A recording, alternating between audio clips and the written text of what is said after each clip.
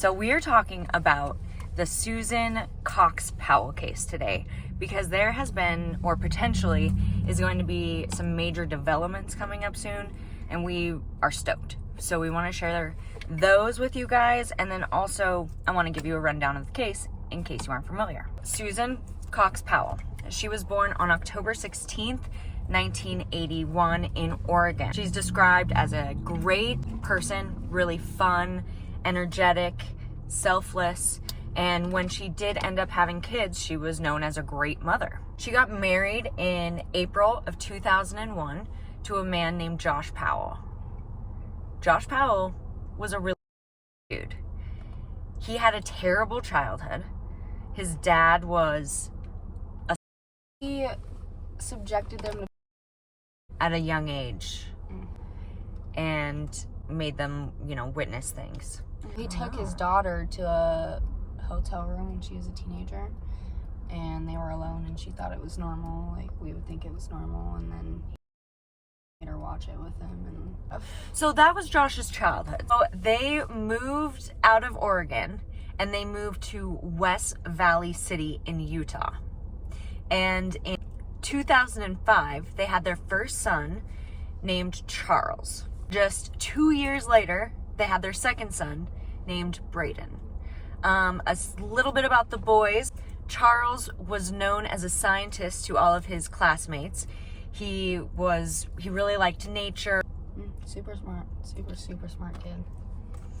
And Braden was into Transformers, trains, and cars. He looked like his mama. And he looked like his mama. He did. Aw. So those were the boys, and they were doing really well for a while. Everybody thought of them as a perfect couple. And the first hiccup in their relationship happened in 2007, so the year one of their sons was born. In April, Josh filed for bankruptcy. Although they were married, so I'm pretty sure married couples have to both file bankruptcy together, but I'm not 100% sure. But Josh had huge collections of tools and just nonsense. He would go and spend Susan's money. She only had a small allowance. She couldn't buy things for herself. She would take money and put it away privately so that she could feed her and the boys type thing. He was extremely abusive and controlling over the finances, and that took a toll on Susan because she was the one mostly working. Josh was trying to start businesses and build websites, but he never actually got to the point of doing it to where it was making good enough money. He was basically taking her money all the time for crazy shit. Okay, and this is one of the reasons I wanted to talk about this case, because it really highlights something called coercive control. And coercive control is a form of domestic violence that is not very easily recognized. We're still understanding domestic violence and what that is and the different types of it and the psychological effects of that kind of stuff. It's all really brand new. So coercive control, we mostly think about domestic violence as somebody getting physically hit, somebody getting Screamed at, really screamed at. well, they're stupid, that kind of stuff, threatened, Some examples of coercive control behavior are withholding,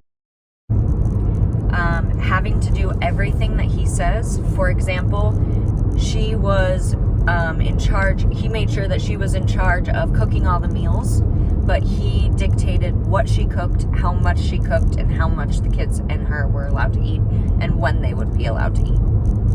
A lot of manipulation, denial, lying, that kind of thing, which can be hard to recognize.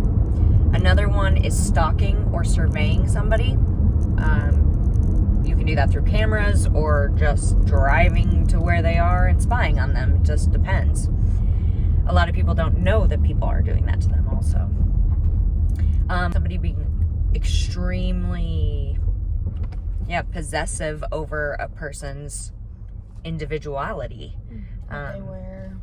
Yeah, not necessarily even jealous, but like you said, what they wear, How they do their makeup and whatnot. who they talk to. Oh yeah, that's Yeah, like at work and things. yeah, like you shouldn't talk to that boy, he thinks you're cute or something like that. You know? LOL, I do that. Okay, so we all do on a small scale sometimes, but not not to this extent. Yeah, not thinking that person that person is your property. Mm-hmm. You know, we at least mutually respect our significant others and don't do something like that, or don't expect them to be our property. Yeah. Controlling transportation. Isolation is a big one, but controlling transportation, using her car, the car isn't working, that kind of thing. Isolation from family, and another one is isolation from children. That's really important. Restricting somebody's daily activities. Public shaming. Sabotaging the ability to work. So some example of that would be like, I want you to be a stay-home mom so we don't have to, you know, I want our kids raised like that. And so the woman doesn't have a job and she doesn't get, you know, work experience for 7, 8, 9 years. And then all of a sudden it's really difficult to find a job, even if you had a really good background before you had kids. So that, and then that person saying, well, you are worthless, you don't have any career goals, you are just a mooch. Yeah. You shouldn't have control of the money. Also, identity theft. People, in this case particularly, Susan ended up making a video. So, let me back up. In 2007, Josh declared bankruptcy, right? We just said that. And we don't know if it was hers or his. During this time, Susan also made a video, a very strange video, in which she documented all of their assets, basically. All of them. Walked through the whole house, everything. Yeah, explained what was Josh's, explained what was hers, explained what was mutual and why it was mutual. They helped build it together. She was a little snarky towards Josh in there, so it was very clear that there's some sort of turmoil in their relationship at that point. But we can really only say that looking back, not necessarily at that time when it was recorded. Yeah. He spent all their money, put them into debt, and he ended up using Susan's credit to also put them in debt. I don't know if she had his permission to do that or what, but that sounds a lot like identity theft to me. Oh yeah. He would just go and start new things at like new tool stores and electronics. I mean, the electronics, the amount of electronics. His dad, I mean, they seized like 20 laptops. When oh my god, and camcorders, all kinds of stuff. USBs that were all encrypted. I mean, this dude was smart in ways of electronics and hiding things and recording things and tracking. But anyways, yeah. Thank God Lots of money spent on things like that. I don't want to ruin the story for you in case you don't know, but thank God he is where he is. Mm-hmm. Okay, so also during this video, she would mention violence, but not towards her, but she would go through the house and say, oh, there's a hole in the wall, oh, this is destroyed because of Josh broke it. So he was seemingly throwing adult tantrums and breaking stuff. So that's another thing. In it, she was talking about if anything ever happened to her, or she just wants their family to live happily ever after. She just hopes everything goes well. Yeah. Like weird comments. Like, yeah. why would you Strange say comments. that? Totally. It definitely made it feel funky. So on December 6th of 2009, it was the last time that Susan Powell's been seen alive. That day, I don't know if her and Josh went to church. By the way, they're Mormon and very strict with their religion. Except Josh wavered quite a bit towards the end. He was Surprise. fighting her about church. Surprise. The boys went to church. I don't know if the whole family went to church or if it was just the two boys. But it was a regular day. They went to church, whoever it was. And a neighbor came over and hung out with Susan. One odd thing did happen, and that was that Josh Powell made dinner that night, which, as we talked about, usually doesn't happen. usually Susan made dinner. She was responsible for all of that. And he dictated what they ate and how they ate and how much. Or it was very odd that he made dinner and he was making pancakes because the neighbor was there and she remembered seeing him with the boys in the kitchen. And her and Susan were sitting on the couch hanging out. After dinner, Susan started to get ill and she got sick. The neighbor left. It was early. It was like 5 p.m. when the neighbor left. And she said that, Susan's like, I'm going to go lay down and go to bed. I don't feel good, blah. And the neighbor's like, okay, bye, love ya.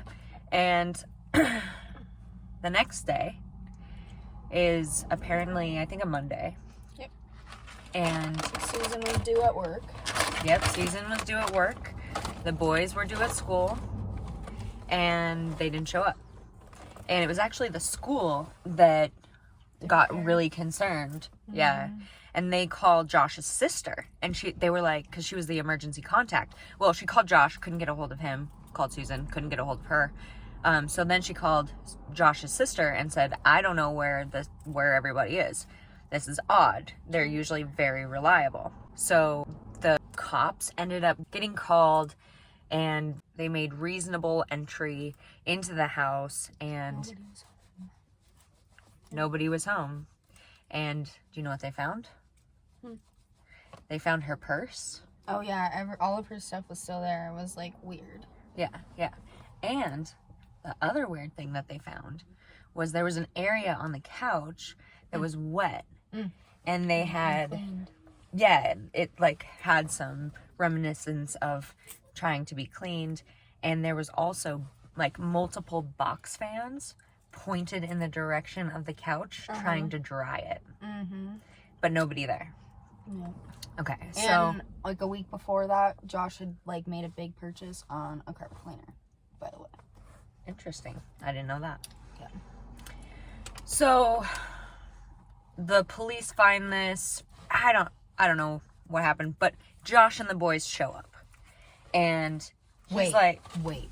Okay. Before that. Okay.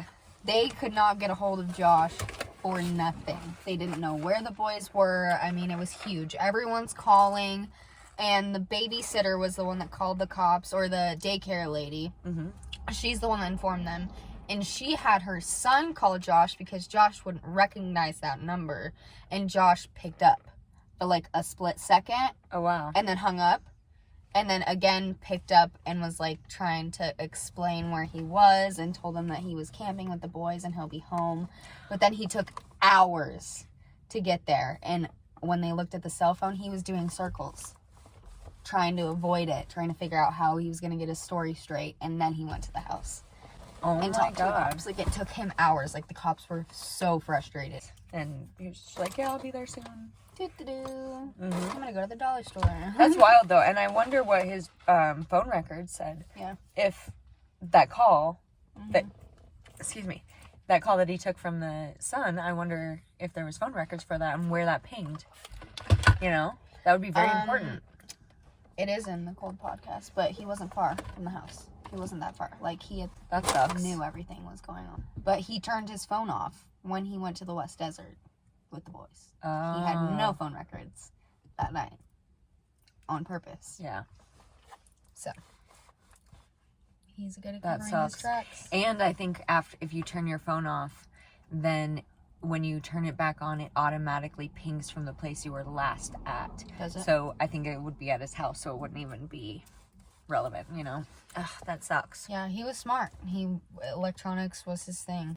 So they show up at the house. Yes, eventually. Yeah, they show up at the house, and everyone's like, what? And Josh is like, oh yeah, no, what do you mean? What's up? I was camping. In a snowstorm with my boys at 2 a.m. is when Again, we left. this is December 6th. Like, In Utah. yeah, in northern Utah, correct? Right? I think so. And it's just like, in summertime, the desert gets cold, yo. Like, what are Right? you doing? Yeah. At midnight. Yeah. With 2 boys. Young children. Like, young. And In a minivan. That's not all-terrain. And he's like, yeah, we just went camping because I wanted to make him some s'mores. There's actually an interview online. You can go listen to his exact words, what he says. All of it is the Cold podcast, KSL. Shout out to Cold. Woo-hoo. It's on Pandora or Spotify or wherever, so you can listen to it free with ads. Nice. It's amazing, super detailed. Dude took 2 years to make it, so highly recommend. Lots of info. Yeah, he returned. Everybody's like, "What's up?" It's like we went camping. And the last time I saw Susan, she was sick in bed. Mm-hmm. She's at work. She's got to be at work. Yeah. Like, dude, what do you mean? She's at work. She's not at work, man. Well, that's where I think she would have been. Super calm. Like, psychopath calm, no emotion. Yeah. So the police are like, that's sketch. And they go to Simpson Spring Campground. Simpson Spring Campground is where Josh said that they went, where him and the boys went camping. And so, you know, he recalled his story to the cops. They were like, yeah, you're lying. Mm-hmm. So they went to that campground, and they didn't find any evidence of a crime, of anything occurring. They didn't find any evidence of them being there. They didn't find tire tracks or anything. No fire, no nothing. They used a helicopter to find where the fire was started, and it wasn't in that campground or in that camp spot. So Susan goes missing, and then Josh and the boys move into his dad's house. Now, we talked about his dad and how weird that man was. And now we're introducing 2 very small boys to the equation. And brother and sister were there, too. So it was Josh's brother, who was also weird, and sister. Anyway, they all live at this house. And the police are still investigating Susan's murder. They got a warrant, yeah. They found an acetylene torch, burnt, fire-resistant. It kind of looked like drywall, and a burnt up power tool, or what they presume was a power tool. Yep, in the garage. That the guy that did the KSL podcast actually bought all the same exact materials and burnt the same tools that he had bought, and it looked exactly the same. So he thinks that it was blunt force trauma to the head with the power tool, and then Josh incinerated it, basically. That was most of the evidence, and then they found some blood on the back of the chair that was missed, or the couch that was missed, in the carpet, but not anything that was like sufficient enough to take to trial and convict him. Yep. So they found evidence. They got a warrant to the house that he was staying at with his dad. They went in, and they found how many computers? Like 1 million. Like, literally so many. So much. There was like a whole room full of them. And, like, why do you need that many? Yeah. And his dad and brother were the same way. So, like, imagine putting all of them together and their weird shit. Weird. And what did they find on these computers? Well, Josh's voice recordings were... Sorry. Take it away from me. They were very, like, weird and strange. And Josh, even before Susan, was very strange. He would go after girls younger than him. And Susan was 19 when they met, and he was like way older. Yeah, he's weird, and his dad was weird. Yeah, and some of the things that they found on the computer was like drawing animations of incest and of child pornography, and there was so many of them. And that's what it was. There was also pictures of the neighbor girls. That was his dad. Yeah, the dad had pictures of the neighbor girls, and they were like 12 or something like that. Through the bathroom window. Yeah, it was gross. And he would record himself with objects of girls' clothing, naked and like masturbating and pretending that they were in the room, and yeah. I think this is probably also the time where they found of videos that he had taken of Susan. Yeah. And he like had this crazy fetish for her, and he was like in love with her. Yeah. And told her, she like rebuked him for the rest of her life. Yeah, she's like, I don't understand why they had a straight up conversation. Once again, you can find this on YouTube. And she was like, I don't know why you like me, basically. I should just be I'm literally one step away from your child. I am your daughter-in-law. Like, I'm basically your daughter. Stop. Yeah. And so that was wild. So the police were like, get the kids out of here. And so they went to Susan's parents' house for a while. And this went on for a couple years. All right. So Susan's family, I believe, thought that he was involved in her disappearance from the beginning. Very strongly. Yeah, Chuck, her dad, was adamant that it was him and that they needed to get the boys, but Josh rebuked them again because they were Mormon, and once Susan went missing, he totally dropped off with his Mormon faith after about a month. He kept up appearances at the church for just like a short amount of time, and then just totally would freak out and tell the boys that he needs to hate Chuck, and I forget the mom's name or their grandma's name because they're Mormon, and like really bad, would just classic, just making the kids hate their natural grandparents because Josh didn't like them and he knew that they would figure something out from the boys. And then the courts came in, and the courts like to keep families together. So the court was like, basically, you're innocent until proven guilty. So technically, he has rights. Technically, we want to technically this guy keep the family together. Not only is he suspected for murder, but there's literally like one step away from child pornography in the house with minors. Okay, so that and enough. Family, so incest too. So your boys are young and they're yours, and you make them sleep with you naked sometimes. By the way, that was thrown in there too. So see, there should be no reason, and definitely enough reason for people to take the kids away and not allow them to come back, right? So that's what Susan's family was like. They're like, what are you doing? And the court's like, no, family for life. And they also interviewed the boys when they took them away. And there were certain pieces that were used as evidence, but it's also hard to get evidence from children. So really what they got from the boys is that Mommy went with them. Drawings. Yeah, drawings. And Mommy went with them on this trip, this camping trip. But she stayed because she was sleepy and because it was beautiful, and there were beautiful gems, and there were blueberry bushes, and then he corrected himself and said raspberry, or he said raspberry and corrected himself and said blueberry. So like he remembers being at this place and seeing his mom asleep and his daddy saying she wants to go down with the pretty rocks. So they're thinking mines because they have been in a rock club and things. Also, before we get there, one of the kids drew Susan in the trunk of the car. Did they really? Yeah, as they were going. Oh my God. Yeah. I did not know that. Yeah. So this is like a couple years after she's reported missing. This is like 2012 at this point.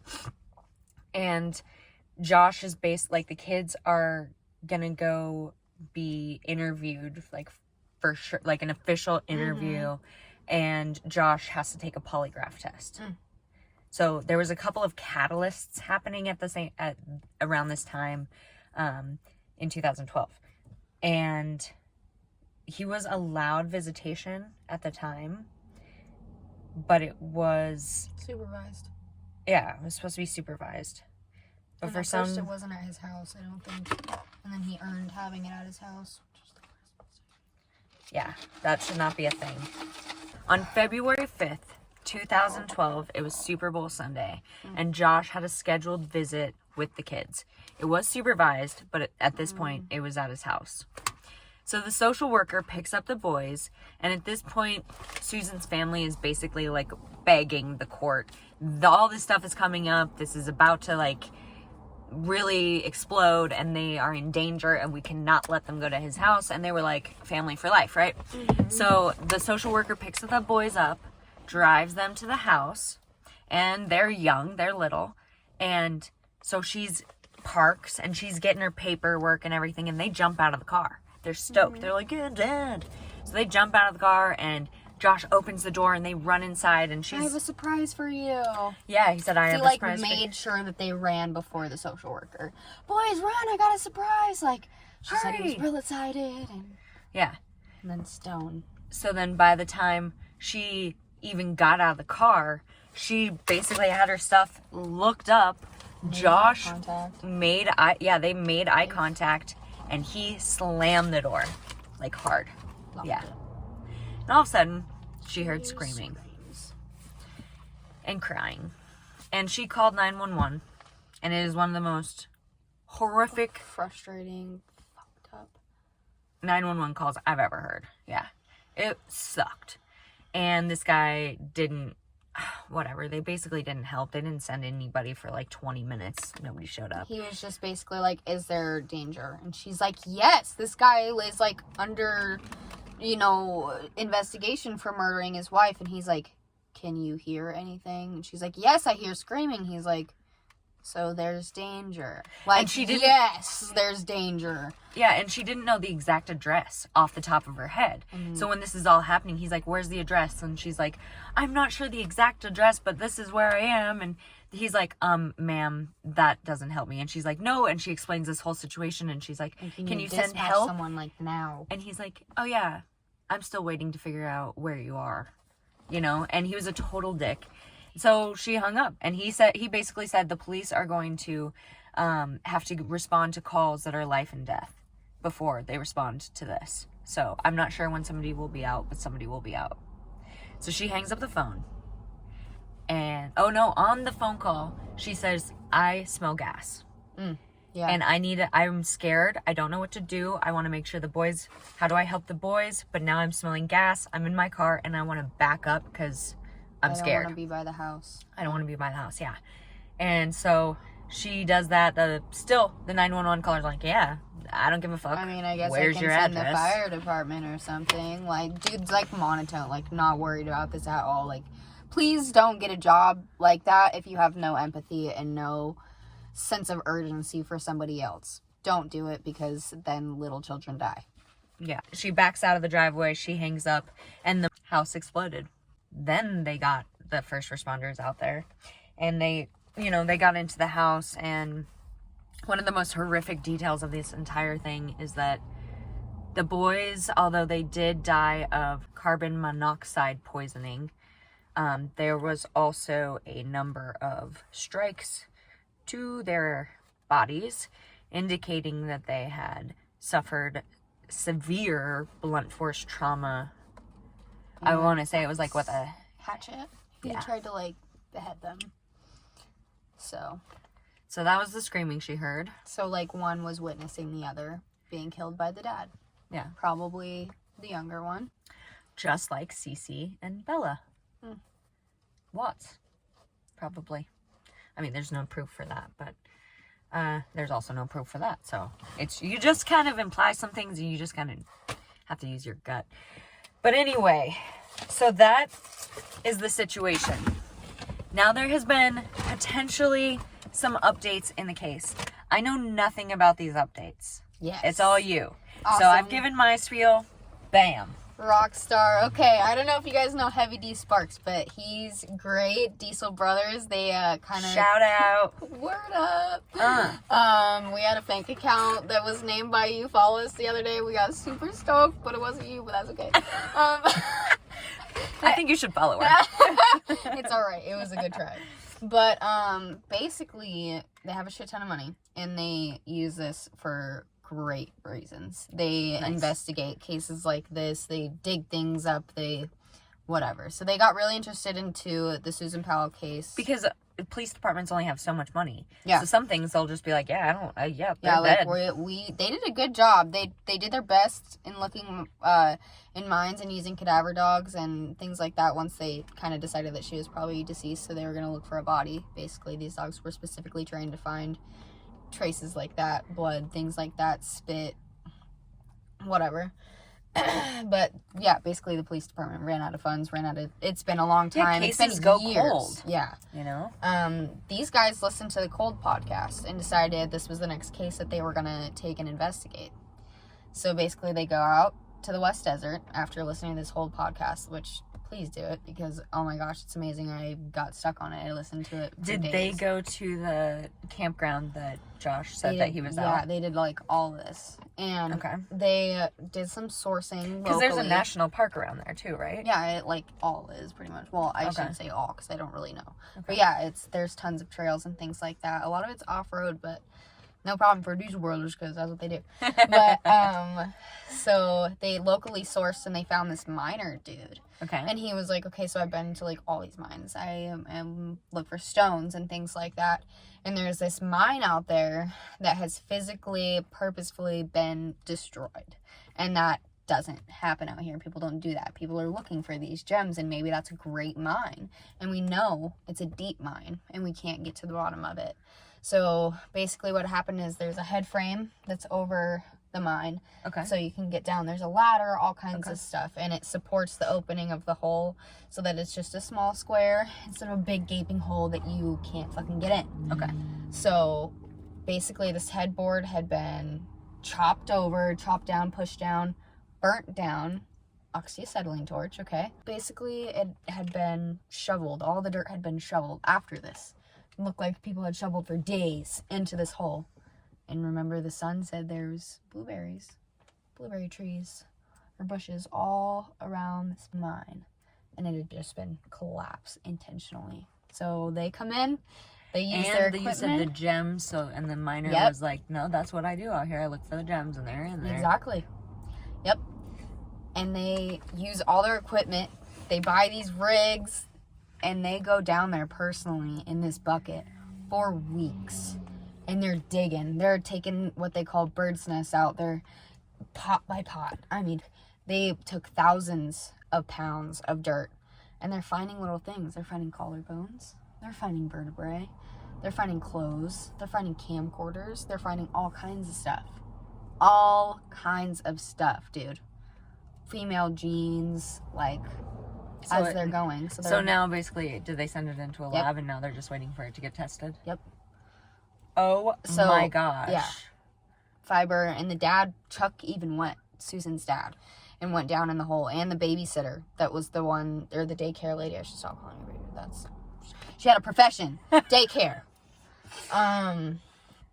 Went down there, and she was looking for Susan, too. And so that's what they're waiting on is results. Oh my gosh. And this happened like... recently. I can't imagine how the family feels, how her family feels. Josh did die in that fire too. Both the boys and Josh, so everyone was gone. And then his dad died in prison because they also found his stuff and like really heavily convicted him. We're like, dude, you're never fucking getting out. So I think he died of natural causes. I don't remember. Maybe he killed himself. But then once he passed away, they started looking into Josh and his brother because they thought his brother went and helped bury too. Unalived himself. Yeah, he did, off of a parking structure. Drove off the parked, smoked a cigarette, walked up to the highest level, stood on it, and swan dived, literally on camera. Open arms, swan dive down. On camera? Yep. There's a video of it? Yep. Have you seen it? No. Oh my god. Like, that's accepted crazy. it. Like, super accepted it. Like, everyone else is like themselves. I'm gonna myself. Unalive. The YouTube word that people Is it use. really? Yeah. It was like they unalived themselves. Just have to bleep me and just like voice over. Yeah. Unalive. So that is our video on Susan Powell, and hopefully we will be getting some updates, some good updates, and she will finally be put to rest in the proper way. Yeah. Now with her boys. With her boys, yeah. Bye, guys. Okay, that's what I have there. Oh, we didn't go to Taco Lotto. You want to go to Taco Lotto? Where is it? Just turn around. I'm really intermission. Sorry, we had to eat lunch. Anyway, okay, so Susan made that video of all of her assets, and it was kind of odd. And she was even, I'm sorry, I'm screaming. Are you? I think so.